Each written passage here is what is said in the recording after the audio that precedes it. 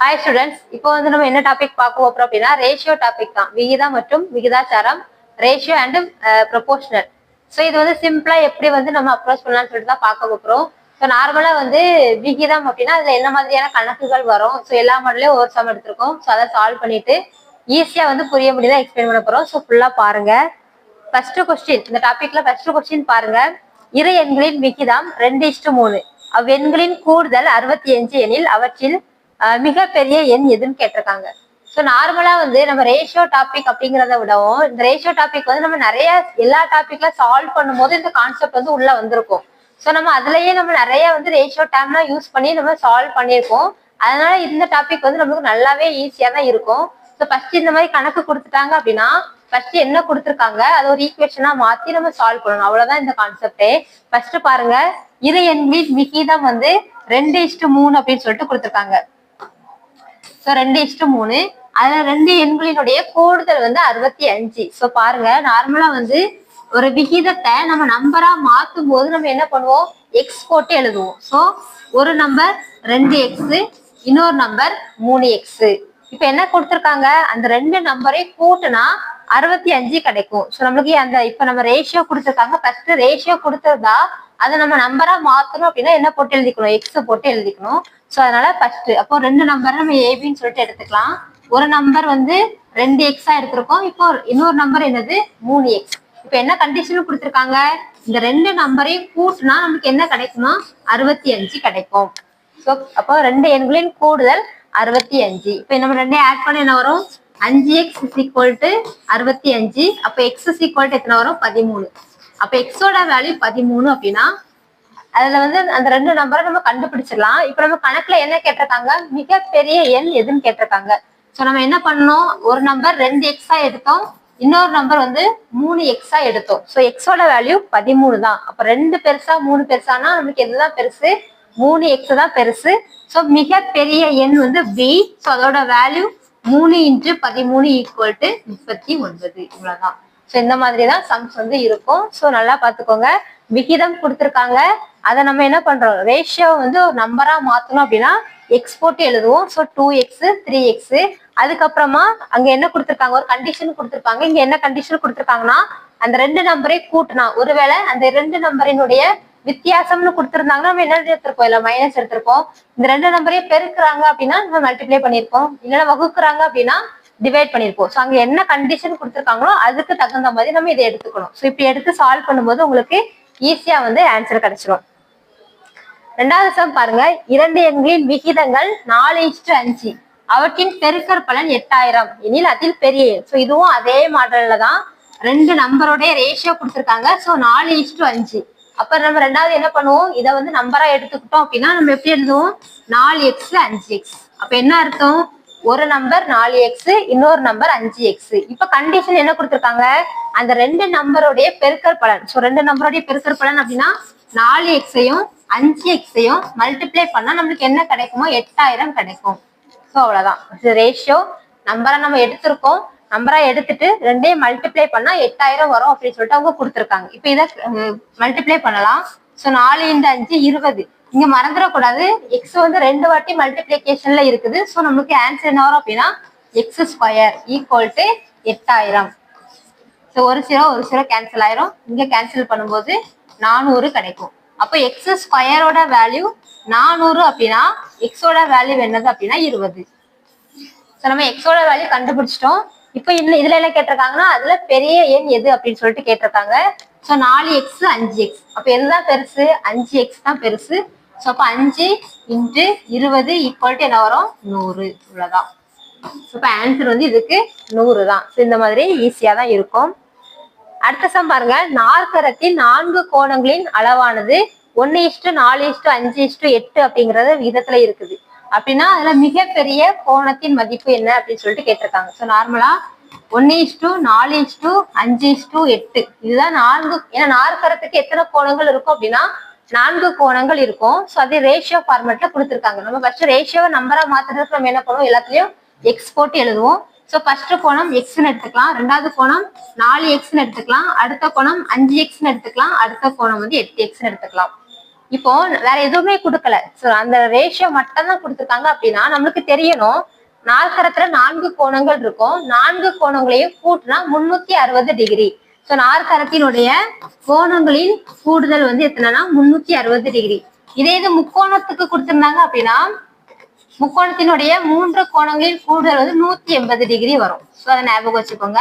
இப்ப நாற்கரம் கொடுத்திருக்கிறதுனால நாற்கரத்துல 4 கோணங்களின் கூடுதல் வந்து 360 டிகிரி. இப்ப நம்ம கோணங்கள் நம்ம எழுதியிருக்கோம் தானே, அப்ப என்ன எழுதியிருக்கோம்? எக்ஸ், 4x, 5x, 8x, இது எல்லாத்தையும் கூட்டினா 360 டிகிரி வரணும். சோ எல்லாத்தையும் கூட்டினா 18x, அது ஈக்குவல் டு 360 டிகிரி. ஸோ 18ஆல கேன்சல் பண்ணும்போது 20. அப்ப எக்ஸோட வேல்யூ வந்து 20 டிகிரின்னு கிடைக்குது. இப்ப நம்மளுக்கு என்ன கேட்டிருக்காங்க? அந்த கோணங்களின் மதிப்பு அப்படின்னா எல்லாத்துலயும் எக்ஸோட வேல்யூ சப்ஸ்டிட் பண்ணிட்டு எழுதுனா அது கோணங்களினுடைய மதிப்பு. இதுல நம்மளுக்கு பெரிய கோணம் தான் கேட்டிருக்காங்க. So X, 4x, 5x, 8x. அப்ப இதுல பெருசு என்னதுதான்? 8x தான். அப்ப 8 × 20 ஈக்குவல் டு 160 டிகிரி தான் இதனுடைய ஆன்சர். ஸோ இந்த மாதிரி அப்ப இதுல இது வேற ஏதாவது சில இதுல கண்டிஷன் கொடுத்துருவாங்க. இப்படி இவங்க எதுவுமே கொடுக்கல அப்படின்னா நம்மளா புரிஞ்சுக்கணும். ஏன்னா நாற்கரத்தி 4 கோணங்கள் அப்படின்னாலே கூடுதல் 360 டிகிரி. இதே இது முக்கோணத்துக்கு கொடுத்திருந்தாங்க அப்படின்னா முக்கோணத்துல 3 கோணங்கள் வரும், 3 கோணத்தையும் கூட்டும் போது 180 டிகிரி வரும். இந்த பாருங்க, 3 எண்களின் விகிதங்கள் 1/2, 1/3, 1/4 அந்த மாதிரி ரேஷியோ கொடுத்திருக்காங்க. அவற்றின் கூடுதல் மதிப்பு 858 அப்படின்னா மிகப்பெரிய எண் எது, மிக சிறிய எண் எது அப்படின்னு சொல்லிட்டு கேட்டிருக்காங்க. இதுக்கு முன்னாடி பார்த்ததுல நம்ம என்ன பார்த்திருக்கோம் அப்படின்னா நார்மலா 1:2:3, அதாவது முழு நம்பர்ல ஒரு ரேஷியோ கொடுத்திருப்பாங்க. ஆனா இப்ப இதுல என்ன கொடுத்திருக்காங்க? ஒரு பின்னத்துல ரேஷியோ கொடுத்திருக்காங்க. ஸோ 1/2 1/3 1/4. ஸோ இந்த மாதிரி இப்போ இதுக்கு முன்னாடி பார்த்த சம்லாம் டைரக்டா நம்ம நம்பரா எக்ஸா போட்டு எடுப்போம், கூடுதல் அப்படின்னா பிளஸ் பண்ணுவோம். ஆனா இதுல நமக்கு ஈஸியான ஒரு மெத்தட் இருக்குது. ஸோ இந்த மாதிரி பின்னத்துல ரேஷியோ வந்துச்சு அப்படின்னா ஃபர்ஸ்ட் வந்து என்ன பண்ணணும் அப்படின்னா இதை வந்து முழு நம்பர் ரேஷியோவை மாற்றணும். அப்போ அதுக்கு என்ன பண்ணணும் அப்படின்னா இந்த கீழே உள்ள நம்பருக்கு, ஸோ இந்த நம்மளுக்கு கீழே உள்ள நம்பர்ல வந்து மீச்சியம் வந்து கண்டுபிடிக்கலாம். அப்போ 2, 3, 4க்கு வந்து எல்சிஎம் கண்டுபிடிச்சிக்கலாம். இதனுடைய எல்சிஎம் 12. ஸோ ஃபர்ஸ்ட் பின்னத்துல ஒரு ரேஷியோ இருந்துச்சுன்னா கீழே உள்ள நம்பருக்கு எல்சிஎம் கண்டுபிடிக்கணும். ரெண்டாவது ஸ்டெப் வந்து அந்த ரேஷியோவை அந்த எல்சிஎம்மால மல்டிப்ளை பண்ணணும். ஸோ இப்போ பாருங்க 1/2, ஸோ இதை வந்து 12ஆல மல்டிப்ளை பண்ணுவோம். அதே மாதிரி 1/3 இதையும் 12ஆல மல்டிப்ளை பண்ணணும். ஸோ அதுக்கப்புறம் 1/4 இதையும் 12ஆல மல்டிப்ளை பண்ணணும். ஸோ இப்போ நமக்கு ரேஷியோ என்னவா மாறுது? 6, இங்க வந்து 4, இங்க வந்து 3. ஸோ இப்போ என்ன வரும்? 6:4:3. ஸோ இதனுடைய ஈக்குவலன்ட் ரேஷியோ சமான விகிதம் 6:4:3. இப்போ நம்மளுக்கு அந்த கணக்கை சால்வ் பண்றது ஈஸியா இருக்கும். ஸோ இப்போ நம்மளுக்கு என்ன ஃபர்ஸ்ட் ரேஷியோ பார்க்குறோம், நம்மளுக்கு பின்னத்துல இருந்துச்சுன்னா இந்த மாதிரி முழு நம்பரா மாற்றணும். ஸோ ஃபர்ஸ்ட் அதுக்கு எல்சிஎம் கண்டுபிடிச்சு எல்சிஎம்மால மல்டிப்ளை பண்ணும்போது நம்மளுக்கு இந்த மாதிரி ஃபார்மெட்டுக்கு மாறிடும். ஸோ இப்போ இதை பாருங்க 6x 4x 3x. நம்ம ஆஸ் யூஷுவல் அதுக்கு முன்னாடி உள்ள ப்ரொசீஜர் தான். ஃபர்ஸ்ட் ரேஷியோ மாற்றியாச்சு, இதுக்கப்புறம் நம்ம என்ன பண்ணுவோம்? எக்ஸ் போட்டு எழுதுவோம். இப்போ கண்டிஷன் என்ன கொடுத்துருக்காங்க? இந்த 3ஐயும் ஆட் பண்ணா 858 அப்படின்னு சொல்லிட்டு கொடுத்துருக்காங்க. ஸோ 3ஐயும் ஆட் பண்ணா என்ன வருது? 13x வருது.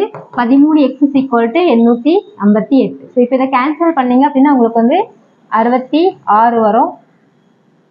ஸோ 858 தானே, ஸோ 66 வரும். அப்போ எக்ஸோட வேல்யூ 66. இப்போ என்ன கேட்டிருக்காங்க? அதுல வந்து சிறிய மற்றும் பெரிய எண் எதுன்னு கேட்டிருக்காங்க. நம்ம இதுதான் எடுத்து சால்வ் பண்ணியிருக்கோம். ஸோ எக்ஸோட வேல்யூ நம்ம இதில் தான் சப்ஸ்டிட் பண்ணணும், இதில் தான் நம்ம சப்ஸ்டிட் பண்ணணும். ஸோ பெரிய எண் அப்படின்னா 6x. ஸோ 6 × 66. அப்போ நம்ம எப்படி எழுதிக்கலாம்? 6 × 6 × 11 எழுதிக்கலாம். ஸோ 36 × 11. So 396 6x. சிறிய எண் வந்து 3x தான். ஸோ 3 × 66 இதெல்லாம் பிரித்து எழுதிக்கிட்டேன். ஸோ 3 × 6 × 11 18. 18ஐயும் 11ஐயும் மல்டிப்ளை பண்ணால் 198. ஸோ இந்த மாதிரி ஈஸியாக வந்து நம்ம சால்வ் பண்ண முடியும். இன்னொரு விஷயம், இதில் வந்து நார்மலாக இப்போ வந்து எக்ஸாம்பிளுக்கு இந்த ரேஷியோ கொடுத்துருக்காங்க, அதனால நம்ம இந்த ஃபார்மேட் மாற்றுறோம். ஒருவேளை நார்மலாகவே இப்போ 1:2:3 இதனுடைய தலைகீழ் விகிதம் அப்படிங்கிற ஒரு கான்செப்ட் இதில் வரும். ஸோ தலைகீழ் விகிதம் கேட்டாங்க அப்படின்னா நம்ம இந்த நம்பருக்கு தலைகீழ் தனித்தனி எழுதுங்க. ஒன்னுடைய தலைகிழி 1/1, ரெண்டுடைய தலைகிழி 1/2, இதனுடைய தலைகிழி 1/3. ஸோ ரெசிப்ரோக்கல் எழுதிக்கணும். இதுக்கப்புறம் பாருங்க இதுவும் இந்த ஃபார்மெட்லேயே தானே இருக்குது. 1/1, 1/2, 1/3. அப்போ நமக்கு எப்போவுமே ரேஷியோட ஈக்குவலன்ட் ரேஷியோ தான் ஆப்ஷனில் கொடுத்துருப்பாங்க. இந்த 1/ல வர மாதிரி கொடுத்துருக்கவே மாட்டாங்க. ஸோ தலைகீழ் ரேஷியோ கேட்டிருக்காங்க அப்படின்னா நம்ம தலைகீழா எழுதும் போது இந்த மாதிரி இந்த ஃபார்மெட்ல தான் கிடைக்கும். அப்போ நம்ம என்ன பண்ணணும், இதை வந்து இந்த மாதிரி மாற்றணுமா, அதுக்கு என்ன பண்ணணும், எல்சிஎம் கண்டுபிடிச்சிட்டு எல்சிஎம்மால மல்டிப்ளை பண்ணும்போது உங்களுக்கு ஈக்குவல் ரேஷியோ கிடைச்சிரும். ஸோ இதுக்கும் அதே ஃபார்மெட் தான், தலைகீழ் விகிதம் கேட்டாங்களோ நீங்க அதே ஃபார்மெட்ல தான் சால்வ் பண்ற மாதிரி இருக்கும். பாருங்க, ஒரு பள்ளியில் உள்ள 3 வகுப்பறையிலும் மாணவர்களின் விகிதம் 4:5:7. ஒவ்வொரு வகுப்பிலும் 27 மாணவர்களை சேர்த்தால் அந்த விகிதம் 7:8:10 மாறுகிறது எனில் 3வது வகுப்பறையில் இருந்த மாணவர்களின் எண்ணிக்கை என்னன்னு கேட்டிருக்காங்க. இப்போ ஃபர்ஸ்ட் என்ன ரேஷியோ கொடுத்துருக்காங்க, 4:5:7. இது ஃபர்ஸ்ட் பழசா கொஞ்சம் ஃபர்ஸ்ட் ஆரம்பத்துல ஸ்டார்டிங்ல இருந்த ரேஷியோ. இப்போ என்ன பண்றாங்களா, 27 பேரை ஆட் பண்றாங்க. ஒவ்வொரு வகுப்பிலும் 27 பேரை ஆட் பண்ணும்போது நமக்கு ரேஷியோ என்னவா மாறுது, 7:8:10. ஸோ இந்த மாதிரி ஒரு ரேஷியோ கொடுத்துட்டு ஏதோ ஒரு சேஞ்சஸ் பண்றதுனால இன்னொரு ரேஷியோவா மாறுதுன்னு கொடுத்துட்டாங்க அப்படின்னா இந்த மாதிரி எழுதிக்கோங்க. ஃபர்ஸ்ட் ரேஷியோ, கீழே வந்து புதிய ரேஷியோ, என்ன பண்றாங்க 27 ஆட் பண்றாங்க, இதை மட்டும் நோட் பண்ணி வச்சுக்கோங்க. இப்போ இதுல வந்து 2 மெத்தட் இருக்கு, ஒன்று ஷார்ட்கட்டு, இன்னொன்று ப்ரொசீஜர். இப்போ இந்த ஷார்ட்கட் வந்து எப்படின்னா பாருங்க, எல்லாத்துக்கும் டிஃப்ரென்ஸ் வந்து கண்டுபிடிங்க. ஸோ 4க்கும் 7க்கும் உள்ள டிஃப்ரென்ஸ் வந்து 3, அதே மாதிரி 8க்கும் 5க்குள்ள டிஃப்ரென்ஸ் வந்து 3, இதுக்கும் உள்ள டிஃப்ரென்ஸ் வந்து 3. ஸோ இந்த டிஃப்ரென்ஸ் வந்து சேமா வரணும். சேமா வந்தா நம்ம ஷார்ட்கட் வந்து ஈஸியா யூஸ் பண்ணலாம். மோஸ்ட்லி இந்த மாதிரி 3 ரேஷியோ கொடுத்துருந்தாங்க அப்படின்னா டிஃப்ரென்ஸ் வந்து சேமா வர மாதிரி தான் கொடுத்துருப்பாங்க. ஸோ அப்போ டிஃப்ரென்ஸ் இப்போ நம்ம நார்மலா என்ன பண்ணுவோம், நம்பரா எழுதும்போது 4x 5x 7xன்னு எழுதுவோம். இதே 7x 8x 10xன்னு எழுதிக்கலாம். இப்போ டிஃப்ரென்ஸ் அப்போ என்ன வரும், 3x 3x 3x. ஸோ நமக்கு டிஃப்ரென்ஸ் மட்டும் கண்டுபிடிச்சாலே போதும். சேமா வந்துச்சு அப்படின்னா என்ன டிஃப்ரென்ஸ் 3 தானே, இப்போ எக்ஸ் போட்டு எழுதிக்கோங்க. இதனுடைய வேல்யூ தான் இந்த 27. ஸோ எதை வந்து ஆட் பண்றாங்களோ, ஏன்னா ஒரு இதை ஆட் பண்ணும்போது தான் நமக்கு என்ன நடக்குது, இந்த மாதிரி சேஞ்சஸ் வந்து ஆகுது. ஸோ இப்போ ஆட் பண்றதுனா நம்ம என்ன பண்ணணும், டிஃப்ரென்ஸ் வந்து கண்டுபிடிச்சு வச்சுக்கணும். ஸோ அப்போ 27. அப்போ இதில் கேன்சல் பண்ணும்போது 9. இப்போ எக்ஸ் ஈக்குவல் டு 9. இப்போ எக்ஸ் ஈக்குவல் டு 9னா ஆல்ரெடி இருந்த பழைய மாணவர்கள் தான். ஸோ அதில் வந்து 3வது வகுப்புல 7x பேர் இருந்திருக்காங்க.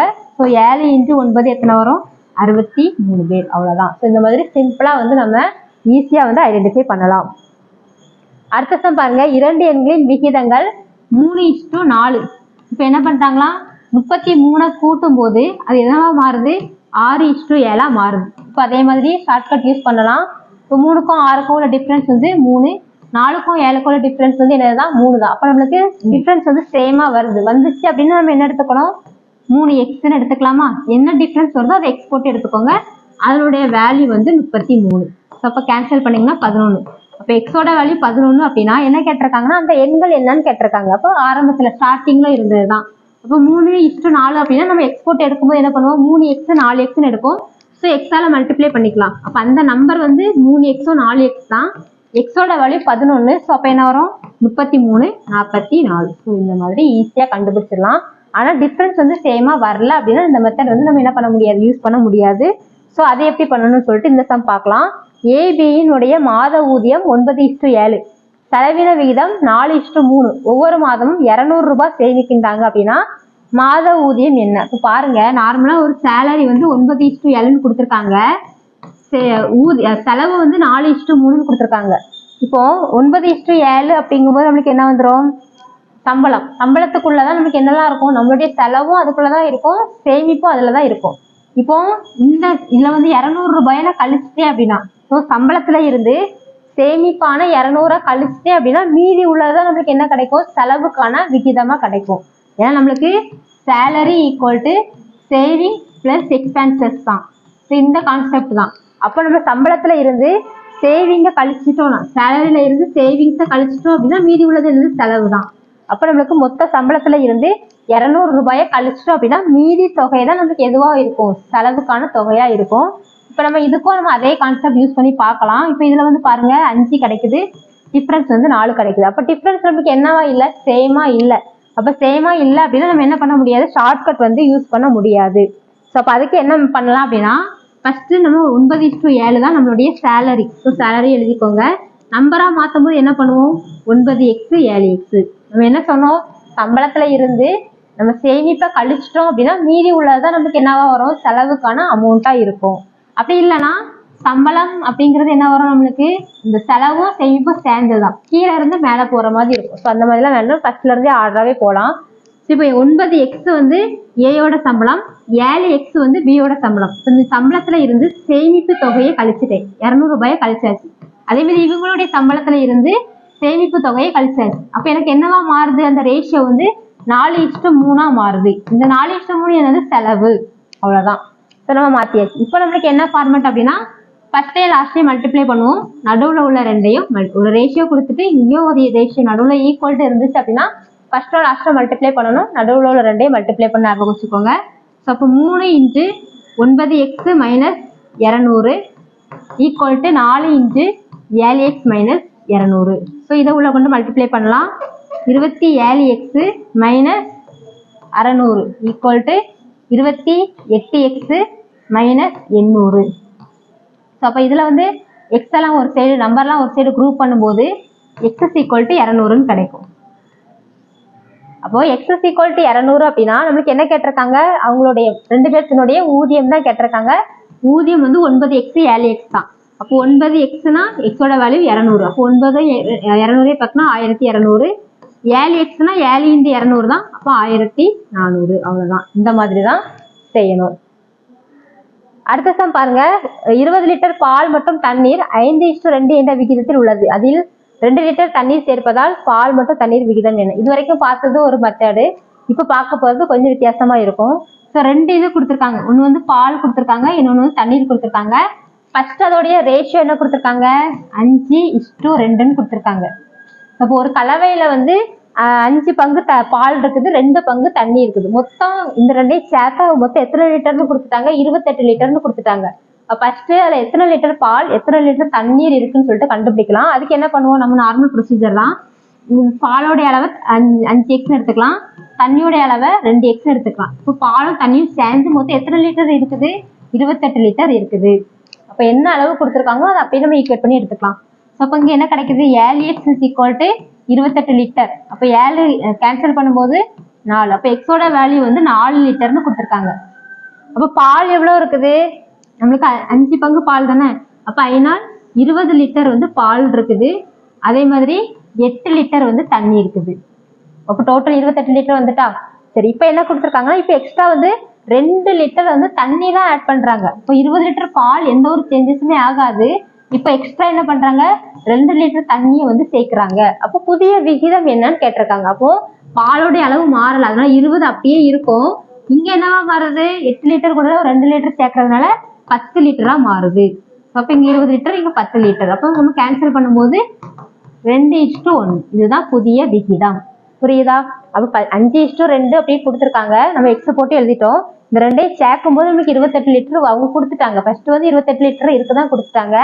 அந்த 28 லிட்டர்ல எத்தனை லிட்டர் பால் எத்தனை லிட்டர் தண்ணின்னு கண்டுபிடிக்கிறோம். தண்ணி வந்து 4 லிட்டர் இருக்குது. சரி, எக்ஸோட வேல்யூ 4 லிட்டர் அப்படிங்கிறதுனால பால் வந்து 20 லிட்டரும் தண்ணி வந்து 8 லிட்டரும் இருக்கு. இப்போ அவங்க தண்ணி தான் ஆட் பண்றாங்க. ஒருவேளை பால் ஆட் பண்றாங்கன்னா நம்ம எதுல ஆட் பண்ணுவோம், பாலோடைய மதிப்புல ஆட் பண்ணிருக்கோம். ஸோ இதுல அப்ப 20 லிட்டர் பால் அப்படியே இருக்குது. 8 லிட்டர் தண்ணி எத்தனை லிட்டரா மாறுது, 10 லிட்டரா மாறுது. இப்போ இந்த ரெண்டுக்குள்ள ரேஷியோ வந்து கேட்கணும். ஸோ பால் மட்டும் தண்ணீர் விகிதம் தான். அப்ப 20:10. அப்போ கேன்சல் பண்ணும்போது 2:1. அவ்வளவுதான். அடுத்த சம் பாருங்க. இது கொஞ்சம் வித்தியாசமான மாடல். இப்போ என்ன கொடுத்துருக்காங்கன்னா, 2x / y = 4/5 அப்படின்னா x² + 2y / x² - y. இப்போ இந்த மாடல் கணக்கு ரொம்ப ரொம்ப சிம்பிளான கணக்கு. ஸோ இதுக்கு முன்னாடி ஒரு 3 பாயிண்ட் மட்டும் ஞாபகம் வச்சுக்கோங்க. இப்போ x / y = அதே மாதிரி இப்போ 1/2ன்னு எடுத்துக்கலாம். அதே மாதிரி x / 1 = y/2. சார், அதுக்கப்புறம் வந்து x:1 = x y = 1:2. ஸோ இந்த மூணுக்குமே அர்த்தம் வந்து ஒண்ணுதான். x / y = 1/2னா எக்ஸோட வேல்யூ 1ன்னு எடுத்துக்கலாம், ஒய்யோட வேல்யூ 2ன்னு எடுத்துக்கலாம். அதே மாதிரி x / 1 = y/2னா எக்ஸுக்கு கீழே உள்ள நம்பரை எக்ஸ்ன்னு எடுத்துக்கலாம், ஒய்க்கு கீழே உள்ள நம்பரை என்ன எடுத்துக்கலாம், ஒய்ன்னு எடுத்துக்கலாம். x:y = கொடுத்துட்டாங்கன்னா ஃபர்ஸ்ட் வேல்யூ எக்ஸ்ன்னு எடுத்துக்கலாம், செகண்ட் வேல்யூவை ஒய்ன்னு எடுத்துக்கலாம். இப்போ இதே கான்செப்ட் தான். நமக்கு இங்க என்ன கொடுத்துருக்காங்கன்னா, x / y ஃபார்மேட்ல கொடுத்துருக்காங்க. அப்ப நமக்கு எக்ஸுக்கு பக்கத்துல நம்பர் இருக்கக்கூடாது, என்ன பண்ணணும், x/y தான் வரணும். ஸோ அப்போ இந்த நம்பரை ஒன்று கேன்சல் ஆக முடிஞ்சா கேன்சல் பண்ணிடலாம், இல்லைன்னா மூவ் பண்ண முடிஞ்சா மூவ் பண்ணிக்கலாம். இது கேன்சல் ஆகும். ஸோ அதனால x / y = 2/5. அப்போ x / y = 2/5னா எக்ஸோட வேல்யூ 2ன்னு எடுத்துக்கலாம், ஒய்யோட வேல்யூ வந்து 5ன்னு எடுத்துக்கலாம். அப்போ அதை அப்படியே டைரக்டா சப்ஸ்டிட் பண்ணா அவ்வளவுதான் முடிஞ்சு போச்சு. ஸோ அப்போ எக்ஸ் 2னா எக்ஸ் ஸ்கொயர் வந்து 4 பிளஸ் ஒய்யோட வேல்யூ 5னா 2y = 10. அதே மாதிரி கீழே போடுங்க 4 - 5. ஸோ 14, கீழே வந்து -1 மைனஸ்ல வரலாம். அப்போ ஆன்சர் வந்து இதுக்கு -14 தான். அடுத்த சம் பாருங்க, 2a = 4b = 5c. ஸோ இந்த மாடல் நம்ம என்ன செய்யலாம் பார்க்கல. இப்போ இதுக்கு முன்னாடி பின்னத்துல ஒரு கணக்கு இருந்துச்சு, அதை எப்படி முழு ரேஷியோ மாத்தணும்னு சொல்லிட்டு இப்போ நம்மளுக்கு என்ன பண்ணணும், இப்போ ஏபிசி இப்போ ஏபிசியோட வேல்யூ வேணும்னா கீழே நம்பர், இப்போ எக்ஸாம்பிளுக்கு வந்து 1 2 3 இந்த ஃபார்மெட்ல இருந்துச்சுன்னா நம்ம என்ன பண்ணிடலாம், ஏயோட வேல்யூ 1ன்னு எடுத்துக்கலாம், பியோட வேல்யூ 2ன்னு எடுத்துக்கலாம், சியோட வேல்யூ 3 அப்படின்னு சொல்லிட்டு எடுத்துக்கலாம். ஆனால் நம்மளுக்கு எதுல இருக்குது, ஏக்கு பக்கத்துல இருக்குது. அப்போ நம்ம என்ன பண்ணணும், இதுக்கு இன்னொரு மெத்தட் உண்டு. இந்த மாதிரி வந்தாலும் எல்சிஎம் தான் கண்டுபிடிக்கணும். அப்போ எல்சிஎம் வந்து எதுக்கு கண்டுபிடிப்பீங்க, 2 4 5. அப்போ இந்த 2 4 5க்கு கண்டுபிடிச்சா நம்மளுக்கு 20 தான் எல்சிஎம். இப்போ மறுபடியும் என்ன பண்ணணும் அப்படின்னா, மேலே உள்ள நம்பர் தானே கேன்சல் பண்ணணும். அப்போ எல்சிஎம்மால டிவைட் பண்ணணும்.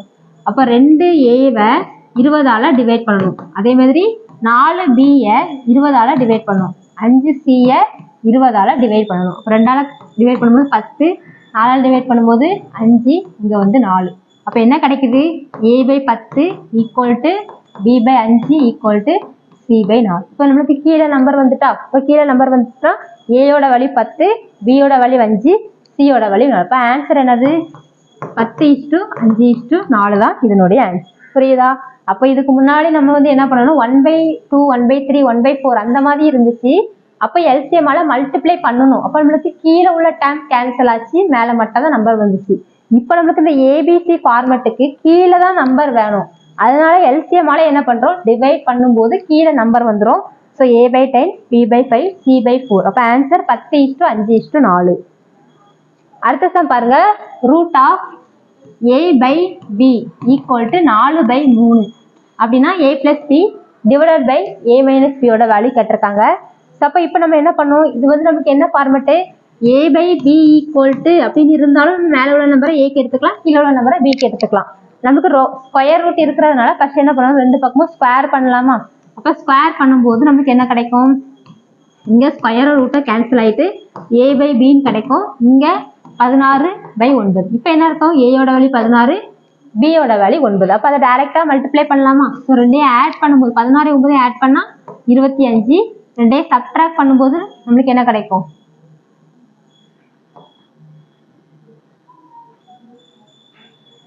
ஸோ 7. இப்போ ஆன்சர் வந்து பார்த்தீங்கன்னா 25/7. ஸோ இந்த மாதிரியே நம்மளுக்கு கேட்பாங்க. அப்போ எப்பவுமே யோசிச்சுக்கோங்க, 3 ஃபார்மெட் தான். ஒன்று வந்து a/5 2,5 எடுத்துக்கலாம், a/2 = b/5. அப்போ ஏயோட வேல்யூ 5, பியோட வேல்யூ 5. அதே இது a/b = 2/5னாலும் ஏயோட வேல்யூ 2, பியோட வேல்யூ 5. ஸோ எப்படி கொடுத்துருந்தாலும் நம்ம என்ன செஞ்சுக்கலாம், எடுத்து போட்டுக்கலாம். அப்படி இல்லைன்னா a/b = 2:5ன்னு கொடுத்துருந்தாங்களோ நமக்கு வேல்யூ சப்ஸ்டிட் பண்ற இடத்துல மட்டும் தான் இந்த கான்செப்ட் வந்து யூஸ் ஆகும். இதை வந்து பார்த்துக்கோங்க. சரியா? ஸோ அடுத்த சம் பாருங்க, இது வந்து இன்னொரு மாடல். அப்போ a/b = 2:3ன்னு கொடுத்துட்டாங்க, b/c = 4:5ன்னு கொடுத்துருக்காங்க. அப்போ என்ன கேட்டிருக்காங்க அப்படின்னா a/b/c. ஸோ இந்த மாதிரி கணக்கு வந்து அடிக்கடி கேட்குறாங்க. ஸோ ஃபர்ஸ்ட் என்ன பண்ணணும் அப்படின்னா a/b, அதாவது a/b/c இந்த 3ஐயும் மட்டும் எழுதிக்கோங்க.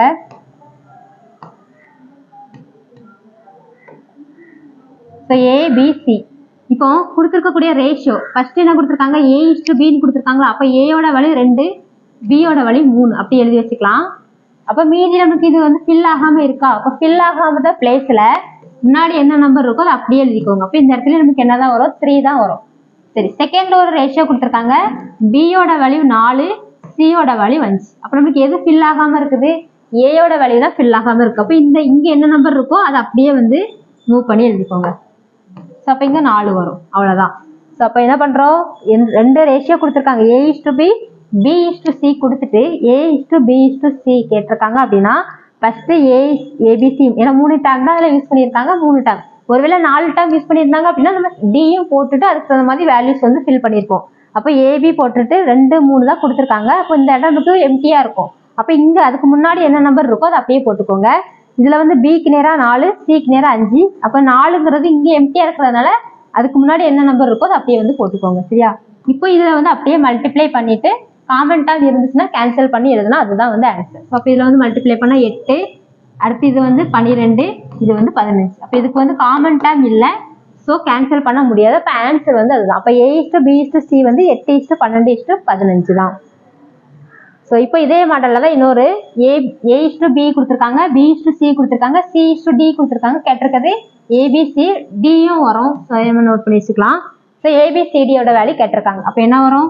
ஃபர்ஸ்ட் அதே மாதிரி 4 டைம் கொடுத்துருக்காங்கன்னா 4ஐயும் எழுதிக்கலாம். ஃபர்ஸ்ட் ஏபியோட வேல்யூ கொடுத்துருக்காங்களா, அப்போ 1 2. அப்போ இந்த இடத்துல என்ன போடுவீங்க? 2 ஸ்பேஸ் வந்து நமக்கு எம்டியா இருக்கு. அப்போ நமக்கு ரெண்டுக்குமே இங்க என்ன நம்பர் இருக்கோ அதே தான் இந்த இடத்துல ஃபில் பண்ணணும்.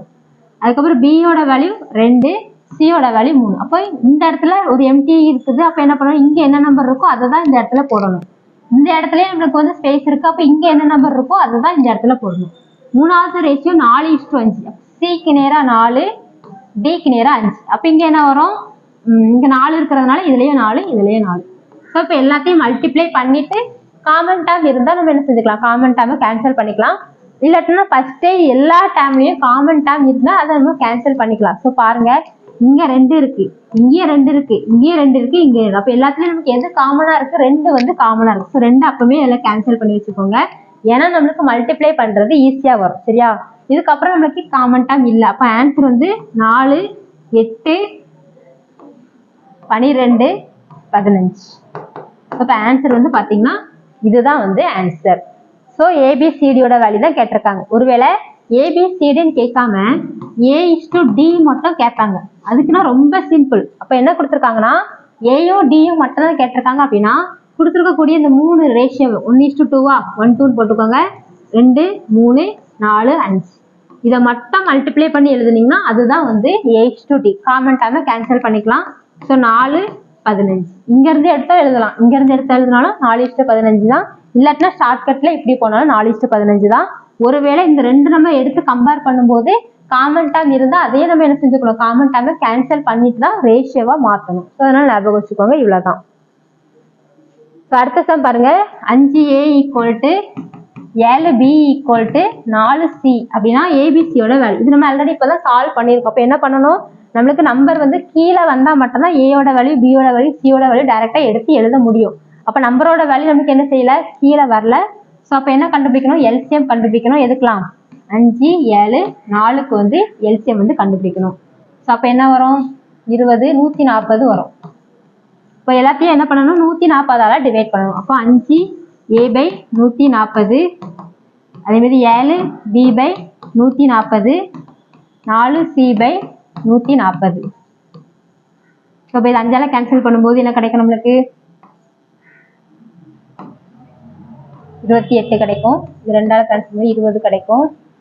ஸோ இது 4ஆல கேன்சல் பண்ணும்போது 35 கிடைக்கும். அப்போ ஏயோட வேல்யூ 28:20:35 தான். காமன் டேர்ம் இருந்தால் நம்ம என்ன பண்ணிக்கலாம்? காமன் டேர்மை கேன்சல் பண்ணிக்கலாம். ஸோ இந்த மாதிரி தான் இந்த கணக்கு. ஸோ அடுத்த சம் பாருங்க. A = 1/B, B = 1/C. அப்படின்னா A/B/Cயோட வேல்யூ கேட்டிருக்காங்க. ஸோ இதுவும் நமக்கு ஈஸி தான். ஏன்னா A = 1/, அப்போ B/5 எழுதிக்கலாம். B = C/3 எழுதிக்கலாம். நம்ம என்ன எப்படி என்ன சொன்னோம்? A/B அந்த ஃபார்மேட்டுக்கு மாத்தலாம்னு சொல்லியிருக்கோம். அப்போ எப்படி மாத்தலாம்? A/B = என்ன எழுதலாம்? 1/5 எழுதலாமா? இதுல இருந்து B/C = 1/3 எழுதலாம். ஏன் நம்ம எழுதணும்? ஏன்னா நம்மளுக்கு AB BC கொடுத்துட்டு A/BC கொடுத்தாங்கன்னா நமக்கு ஷார்ட்கட் வந்து தெரியும். ஸோ இதை நான் என்ன ஃபார்மேட்ல எழுதுறேன்? A/BC = 1:5 அப்படின்னு எழுதுறேன். அதே மாதிரி எழுதிக்கலாமா? B/C = 1:3. அப்போ நமக்கு அடுத்த என்ன ஸ்டெப் யூஸ் பண்ணுவோம்? ABC. இப்போ ஏபியோட வேல்யூ 15, எம்டியா இருக்குது 5. பிசியோட வேல்யூ நமக்கு என்ன வரும்? 1 3, இங்க வந்து 1. இப்போ எல்லாத்தையும் மல்டிப்ளை பண்ணா 1 5 15. அப்போ ஆன்சர் என்னது? 1:5:15 தான். ஸோ நல்லா ஞாபகம் வச்சுக்கோங்க. ரேஷியோ வரணும் அப்படின்னா 1 இந்த ஃபார்மேட்ல இருக்கணும், இல்லைன்னா ரேஷியோ ஃபார்மேட்ல இருக்கணும். இல்லாட்டினா கீழே வந்து அந்த கரஸ்பாண்டிங் ஏக்கு கீழே நம்பர் வரணும், பிக்கு கீழே வந்து நம்பர் வர மாதிரி இருக்கணும். ஸோ இந்த மாதிரி இருந்தால் தான் சால்வ் பண்ண முடியும். ஸோ அடுத்த சம் பாருங்க, மூன்றாவது விகித சமம். இது கேட்பாங்க நிறைய வாட்டி. மூன்றாவது ப்ரொபோர்ஷன் இல்லைன்னா ஃபோர்த் ப்ரொபோர்ஷன் இல்லைன்னா தேர்ட் ப்ரொபோர்ஷன் அப்படின்னு கேட்பாங்க. So 4,8 third proportion. அப்போ தேர்ட் ப்ரொபோர்ஷன் கொடுத்துருக்காங்க, ரெண்டு நம்பர் தான் கொடுத்துருக்காங்க அப்படின்னா நம்ம என்ன ஃபார்மெட்ல எடுத்துக்கணும் அப்படின்னா A/B = B/C. ஏன்னா மூணாவது ரேஷியோ வந்து C தான். அப்போ நம்மளுக்கு A/B C/Dன்னு எழுதும் போது நமக்கு என்ன வந்துடும், எக்ஸ்ட்ரா 2 இது தெரியாத நம்பரா வந்துடும். அதனாலதான் நம்ம A/B = B/C அப்படிங்கிற ஃபார்மெட்ல எழுதிக்கிறோம். ஸோ அப்போ நம்ம மறுபடியும் என்ன பண்ணுவோம், ஃபர்ஸ்டே லாஸ்ட்லேயே மல்டிப்ளை பண்ணுவோம், நடுவில் உள்ள ரெண்டையும் மல்டிப்ளை பண்ணுவோம். ஸோ இப்போ பாருங்க 4:8. ஏன்னா இது வந்து A, இது வந்து B ஈக்குவல் மறுபடியும் என்னதான் போடணும், B-யோட வேல்யூ தான் போடணும், B/C. அப்போ ஃபர்ஸ்டே லாஸ்ட்லேயே மல்டிப்ளை பண்ணலாம், நடுவில் ரெண்டையும் மல்டிப்ளை பண்ணலாமா. அப்போ 4 × C = 8 × 8. ஸோ 4ஆல் கேன்சல் பண்ணும்போது 2, C-யோட வேல்யூ 16. நமக்கு என்ன கேட்டிருக்காங்க, தேர்ட் ப்ரொபோர்ஷன், அதாவது C-யோட வேல்யூ தான் கேட்டிருக்காங்க. அப்போ இதுக்கு என்ன ஆன்சர் வரும், 16 வரும். ஸோ அடுத்த சம் பாருங்க, A-யின் 80% B-யின் 5/4 பங்குக்கு சமம் அப்படின்னா A/B என்னன்னு கேட்டிருக்காங்க. இப்போ நமக்கு விகிதம் கேட்டிருக்காங்க. அப்போ கொடுத்துருக்கிறத நம்ம என்ன பண்ணுவோம், ஸ்டேட்மெண்டா கொடுத்துருக்காங்க, அது ஒரு ஈக்குவேஷன் ஃபார்மெட்டுக்கு மாற்றலாம். ஃபர்ஸ்ட் கொடுத்துருக்காங்க A-யினுடைய 80%, அது எதுக்கு சமம்னு கொடுத்துருக்காங்க, B-யினுடைய 5/4 பங்குக்கு சமம். இந்த இல்லெல்லாம் வந்துச்சுன்னா பெருக்கல் அப்படின்னு ஞாபகம் வச்சுக்கோங்க. அப்போ A-ல 80% அப்படின்னா A × 80/100, B-யின் 5/4னா B × 5/4. இப்போ இதை கேன்சல் பண்ணிக்கலாமா. இது மறுபடியும் 2ஆல் கேன்சல் பண்ணும்போது 4 கிடைக்கும், இங்கே வந்து 5 கிடைக்கும். காமன் டேர்ம் ரெண்டு பக்கமே இல்லை. அப்போ நம்மளுக்கு என்ன கிடைக்குது, A × 4/5 = B × 5/4. நமக்கு என்ன பண்ணணும், ஒன்று A/B ஃபார்மேட்டுக்கு வரணும். இப்போ நம்பர்லாம் ஒரு சைடு, இதெல்லாம் ஒரு சைடு நம்ம குரூப் பண்ணிக்கலாம். அப்படி இல்லைன்னா ஏக்கு கீழே நம்பர் வர மாதிரி அரேஞ்ச் பண்ணி எழுதிக்கலாம். நான் என்ன பண்ணுறேன், 5 இந்த பக்கமும் 4 இந்த பக்கமும் மூவ் பண்ணுறேன். ஸோ அப்போ A/25 கிடைக்கும், B/16 கிடைக்கும். அப்போ A-யோட வேல்யூ 25, B-யோட வேல்யூ 16. அப்போ ஆன்சர் எத்தனை, 25:16 தான் இதனுடைய ஆன்சர். அடுத்த சம் பாருங்க, ரூபாய் 805 1/2 2/3 3/4 அப்படிங்கிற விகிதத்துல 3ஆ பிரிக்கிறாங்க. 3 பாகங்களின் தொகை. இது ரொம்ப ஈஸி. ஏன்னா 1/2 2/3 3/4 நம்மளுக்கு எப்பவுமே சொல்லியிருக்கோம். இந்த மாதிரி பின்னத்துல வந்துச்சு அப்படின்னா நம்ம என்ன பண்ணணும், முழு நம்பரா மாத்தணும். அப்ப அதுக்கு என்ன பண்ணுவோம், எல்சிஎம் கண்டுபிடிப்போம். அப்ப எதனுடைய எல்சிஎம் 2 3 4. ஸோ எல்சிஎம் வந்து 12.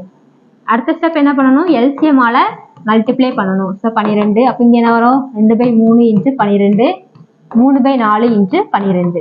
ஸோ அப்போ கேன்சல் பண்ணால் 6, இங்கே வந்து 4, ஸோ இங்கே வந்து 3. அப்போ மறுபடியும் மல்டிப்ளை பண்ணி எழுதும்போது 6 2 4 8, இங்கே வந்து 3 3 9. இப்போ ரேஷியோ என்னவா மாறிட்டு 6:8:1. மறுபடியும் அடுத்த என்ன பண்ணுவோம், எக்ஸ் போட்டு எழுதுவோம்.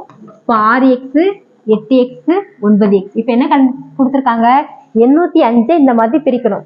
அப்போ இவ்வளோ பார்ட்டையும் ஆட் பண்றது எதுக்கு சமம், 805க்கு சமம். ஏன்னா இப்போ இதை ஏபிசின்னு எடுத்துக்கிட்டோம் அப்படின்னா ஏக்கு 6 பங்கு, பிக்கு 8 பங்கு, சிக்கு 9 பங்கு. எல்லாத்தையும் ஆட் பண்ணது எவ்வளோ, 805. அப்போ எல்லாத்தையும் வந்து ஆட் பண்ணிட்டு நம்ம எக்ஸோட வேல்யூ கண்டுபிடிச்சு வச்சுக்கலாம். ஸோ அப்போ என்ன கிடைக்குது, 23 கிடைக்குமா. So 23x = 805. ஸோ அப்போ எக்ஸோட வேல்யூ என்ன கிடைக்குது, பண்ணும்போது நம்மளுக்கு 35 கிடைக்குது. அப்போ எக்ஸோட வேல்யூல சப்ஸ்டிட் பண்ணிக்கலாமா. அப்போ ஃபர்ஸ்ட் உள்ளவங்களுடையது 6x. அப்போ 6 × 35 தான் அதனுடைய ஆன்சர். அடுத்து 8 × 35 தான் இதனுடைய ஆன்சர். அடுத்து 9 × 35 தான் இதனுடைய ஆன்சர். ஏன்னா நம்ம 6x 8x மாத்திட்டோம். மறுபடியும் சப்ஸ்டிட் பண்ணும்போது என்ன பண்ணணும், இதுல தான் சப்ஸ்டிட் பண்ணணும். ஸோ இதோட வேல்யூவை நீங்க வந்து கமெண்ட் பண்ணுங்க. ஸோ அடுத்தது சம் பாருங்க, ஏபிசி ஆகியோரின் சம்பளம் 3:4:5. இப்போ அவங்களுக்கு என்ன பண்றாங்களா, ஊதிய உயர்வா ஏக்கு 10% இன்க்ரிமெண்ட் கொடுக்குறாங்க, பிக்கு வந்து 20% கொடுக்குறாங்க, சிக்கு வந்து 30% கொடுக்குறாங்க. அப்படின்னா புதிய ஊதியத்தோட விகிதம் என்னன்னு கேட்டிருக்காங்க. ஸோ இப்போ நான் என்ன பண்ணுவோம், நார்மலா நம்பரா மாற்றும் போது 3x 4x 5x. இப்போ இதுல எவ்வளவு சம்பளம், மொத்த சம்பளமும் கொடுக்கல, ஒவ்வொருத்தவங்களுக்கு எவ்வளவு சம்பளமும் கொடுக்கல, காமனா இன்க்ரிமெண்ட் மட்டும் தான் கொடுத்துருக்காங்க. அப்ப நம்ம எக்ஸோட வேல்யூ நம்மளா எடுத்துக்கணும். பர்சன்டேஜ்ல கொடுத்துருக்கிறதுனால நான் எக்ஸோட வேல்யூ என்ன பண்றேன், 100 அப்படின்னு சொல்லிட்டு எடுத்துக்கிட்டேன். 100 1000 இந்த மாதிரி மல்டிபிள்ஸ் ஆஃப் 100 வர மாதிரி எடுத்துக்கோங்க. அப்போ ஃபர்ஸ்ட் ஒருத்தவங்களுடைய சம்பளம் என்ன வருது, 300 ரூபாய். இவங்களுடைய சம்பளம் 400 ரூபாய், இவங்களுடைய சம்பளம் 5 ரூபாய். இப்போ 300 ரூபாயில உங்களுக்கு எவ்வளவு சதவீதம் இன்க்ரிமெண்ட் கொடுக்குறாங்க, 10% இன்க்ரிமெண்ட் கொடுக்குறாங்க. அப்போ 300ல 10% என்ன அப்படின்னு சொல்லிட்டு கண்டுபிடிச்சு வச்சுக்கணும். அப்ப 2 0 கேன்சல் பண்ணீங்க 30 ரூபாய். அப்ப ஆல்ரெடி அவங்களுடைய சம்பளம் 300 ரூபாய். இப்ப 30 ரூபாய் அவங்களுக்கு கூட்டியிருக்காங்க. அப்ப எவ்வளவு வரும்? 330.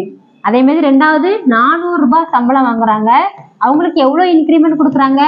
20%. அப்ப 400ல 20% என்ன? 2 0 கேன்சல் பண்ணிக்கோங்க. 80 ரூபாய். அப்ப ஆல்ரெடி அவங்களுடைய சம்பளம் 400 ரூபாய். இப்ப 80 ரூபாய் கூட்டியிருக்காங்க. 480. மூணாவது ஒரு ஆளு 500 ரூபாய். 500 ரூபாயில அவங்களுக்கு இன்கிரிமெண்ட் வந்து 30%. அப்போ 30/100 2 0 கேன்சல் பண்ணா 150. அப்போ ஆல்ரெடி 500 ரூபாய் சம்பளம் வாங்குறாங்க. 150 ரூபாய் கூடுதல். அப்ப என்ன வரும்? 650. இதுதான் புதிய சம்பளம். அப்போ புதிய சம்பளத்துக்கான விகிதம் ரேஷியோ போட்டுக்கோங்க. காமன் டேர்ம் கேன்சல் பண்ணிக்கோங்க. அப்ப என்ன வருது? 33:48:65. இதுல காமன் டேர்ம் இல்ல. ஸோ அதனால அதை அப்படியே ஸ்டாப் பண்ணிக்கலாம். அதனுடைய ஆன்சர் வந்து இதுதான். ஸோ அப்ப நம்மளுக்கு ஏன்னா எக்ஸ் பார்ட் கண்டுபிடிக்கிறதுக்கு அவங்க எந்த ஒரு குழுவுமே கொடுக்கல. அதனால நம்ம எக்ஸோட வேல்யூ நம்மளா என்ன செஞ்சுக்கணும்? எடுத்துக்கணும். இல்ல அவங்க மொத்த சம்பளம் அப்படின்னு கொடுத்திருந்தா நம்ம என்ன பண்ணிருப்போம்? எக்ஸோட வேல்யூ கண்டுபிடிச்சிட்டு ஒவ்வொருத்தவங்களுடைய சம்பளம் என்னன்னு நம்ம கண்டுபிடிச்சிருப்போம்.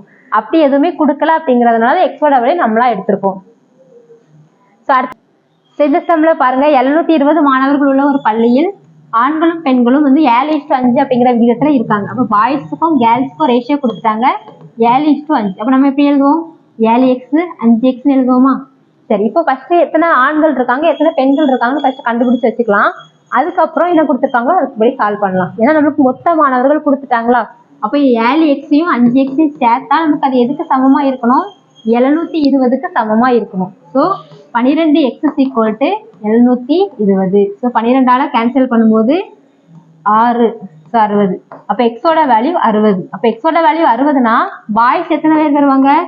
7 × 60. ஸோ 420. அதே மாதிரி பெண்கள் வந்து 6 × 60 நம்மளுக்கு என்ன வரும்? 300. சரி, இப்ப எல்லாம் என்ன அர்த்தம்? 420 பாய்ஸ் இருக்காங்க 300 கேர்ள்ஸ் இருக்காங்க. இப்ப என்ன கண்டிஷன் கொடுத்துருக்காங்க? எத்தனை பெண்கள் வந்து ஆட் ஆனாங்க அப்படின்னா அந்த ரேஷியோ வந்து 1:1 மாறும் அப்படின்னு கேட்டிருக்காங்க. ஸோ இப்ப பாருங்க, ஆண்கள் வந்து நம்ம எந்த சேஞ்சஸே பண்ணல. இப்ப 420 பேர் இருக்கிறாங்க. பெண்கள் வந்து 300 பேர் தான். இப்போ 300 பேர் கூட நான் இன்னும் கொஞ்சம் பேரை ஆட் பண்றேன். அதாவது பிளஸ் எக்ஸ்ன்னு போட்டு வச்சுக்கலாமா? அப்படி பண்ணும்போது அந்த ரேஷியோ என்னவா மாறுது? 1:1 மாறுது. அப்போ ஆல்ரெடி ஆண்கள்ல நம்ம எந்த சேஞ்சஸும் பண்ணலாம். அதோடைய வேல்யூ அப்படியே போட்டுக்கோங்க. பெண்கள் 300 பேர் இருக்காங்க. இப்ப என்ன கொஞ்சம் பேரை ஆட் பண்ண போகும்போது நம்மளுக்கு என்னவா மாறுது? 1:1 மாறுது. இதுவும் நம்மளுக்கு ஃபர்ஸ்ட் லாஸ்ட்லயே மல்டிப்ளை பண்ண அதுதான். அப்போ 420 நம்மளுக்கு இங்க என்ன வரும்? 300 + x. அப்ப எக்ஸோட வேல்யூ என்ன வரும்? 420 - 300 = 120. அப்ப என்ன? 120 பெண்களை ஆட் பண்ணும்போது ரேஷியோ வந்து என்னவா மாறுது? 1:1 வந்து மாறுது. ஸோ அவ்வளவுதான். இல்லாட்ட நம்ம இதுலயே கெஸ் பண்ணிடலாம்ல. இப்ப 420 பேர் தான். இப்ப இது கூட என்ன? ஏன்னா 1:1னா ரெண்டுமே சமமா வரணும். அதுதான் 1:1ன்னு அர்த்தம். அப்ப 300 கூட எதை ஆட் பண்ணா 420 கிடைக்கும்? 120 ஆட் பண்ணாதான் 420 கிடையாது. அந்த மாதிரி யோசிக்கலாம். நம்ம நார்மலா ப்ரொசீஜர் வைஸா போறதே பெஸ்ட். ஸோ அவ்வளவுதான். ரேஷியோ டாபிக்ல ஓரளவு எல்லாமே கவர் ஆகுற மாதிரி எடுத்தாச்சு. இதுல ஏதாவது உங்களுக்கு டவுட் இருக்குன்னு சொன்னா கமெண்ட் பண்ணுங்க. இனிமே அடுத்த வீடியோல வந்து நம்ம பார்க்கலாம்.